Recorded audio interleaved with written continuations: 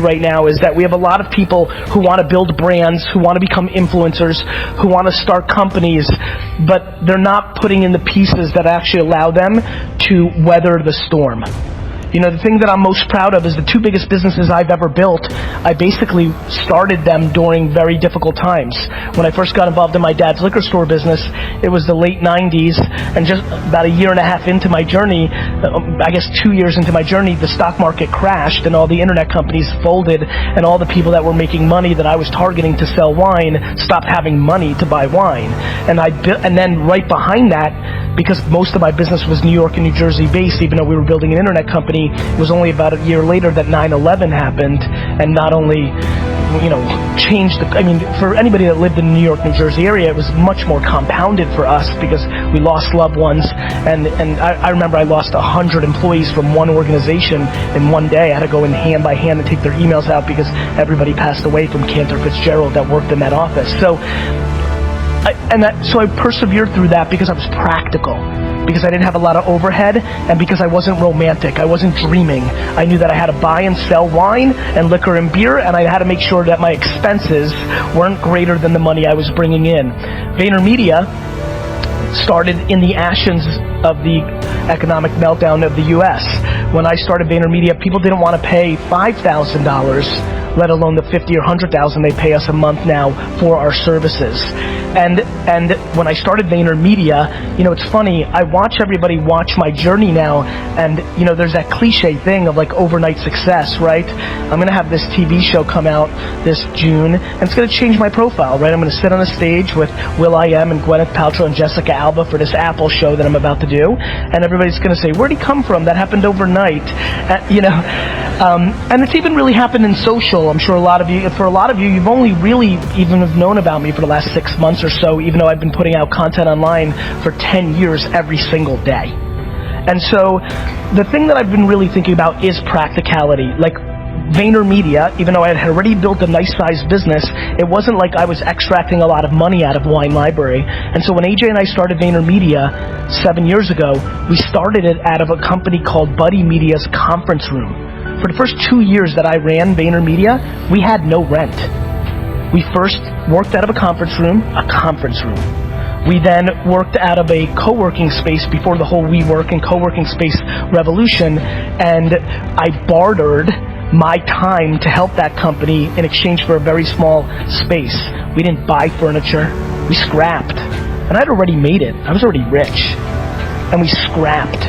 And so the biggest thing that I want to implore everybody here today to do is to take a step back and think about how fancy are they? Are you willing to be really, really, really ghetto? Do you really need that chair? Do you really need that piece of technology? Do you really need to fly that class? I just think that we're living through an incredibly fancy culture of entrepreneurship. Entrepreneurship and CEO status is quite sexy. People are selling a lifestyle that is filled with lots of fun and trips and champagne and bikinis and bling bling and all sorts of horse shit, right?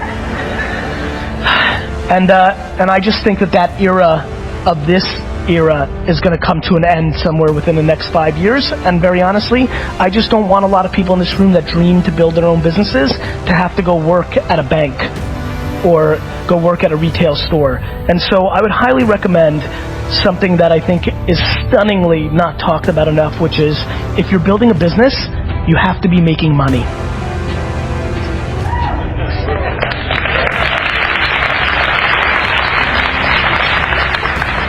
And so, I know that's like a funny thing to say, but I think it's important. I think the other thing that's important is to shift the context completely the other way, which is what is really winning, right? Like, what is the definition of winning? And I think we all have different definitions, right? And I think that one of the things that I also want to say is that I'm getting scared that a lot of people that are following my journey hear me talking about buying the New York Jets, and I do aspire to buy a $3 billion sports franchise. I do. It is what I want. You can look at my 5th grade yearbook long before business was cool. It's what I want to do. But I'm awfully scared that it's pressuring the people that follow me into trying to achieve things that they don't necessarily want. They just think it's the thing you do if you're trying to be a successful business person. Let me promise you something. I know tens of thousands of people, and I know thousands of people well. I know hundreds of people deeply well. There is no correlation between how much money someone makes and their level of happiness. I have friends who make $47,000 a year and are the happiest people I know. Their work-life balance is on point. They're part of 2 soccer teams. They play video games. They watch every show they want. They take 2 vacations that they scrap together, and they're freaking happy as hell. And I know tons of people who I grew up with in the Silicon Valley boom who have hundreds of millions of dollars in their bank account and are as miserable and as lonely and as broken as you'll ever see. So I implore all of you to please reverse engineer and figure out who you are and figure out what level of monetizing and stuff you need and what level of creativity you need. I promise you one thing that will catch you very off guard. I should be way more rich. I leave money on the table every day. I've left ungodly amounts of money on the table. I spend tons of times sending DMs and engaging with people, meeting people randomly, and not cashing in. I actually believe the statement I'm about to make. I think that I love the journey and the game of entrepreneurship so much that I have subconsciously sabotaged my financial upside to make sure I can play this a little longer, because I fear if the numbers keep getting too big, eventually it will take the fun out of it. When you are lucky enough, like I am, to actually do something that you love so much, do something that puts pressure against the one thing you care about besides it, which is the time I spend with my family. My family is my whole life. And being this and doing this is the only thing that cuts into that. I couldn't breathe if I wasn't an entrepreneur. I didn't breathe when I wasn't an entrepreneur. That's the reason I got D's and F's in school, because I just couldn't be me. And I'm not capable of that. And so I think being here excites me, because I think coming to not LA, San Francisco, New York, London is always more fun for me. It always feels a little more practical. It always feels like there's a little bit more chips on the shoulder, which is what I have. But I want to remind everybody, just because you didn't grow up with a trust fund, just because you don't live in Silicon Valley, the market doesn't care. If you're good enough, you will win. And I hope that you don't. Sure. If you sit around and ponder, well, if I didn't live here, or if my mom wasn't an alcoholic, or if I just learned about this earlier, or if I'd been following this person earlier, or if I wasn't born a woman, or if I wasn't born a minority, if you sit and do that, you are losing. You're not wrong. It's just that business and marketing and all this doesn't care. There's just no emotion in the market. Like, that's it. And so I think we need to start having much deeper, much more serious conversations of practicality. You know, it's fun, and I love this space the most.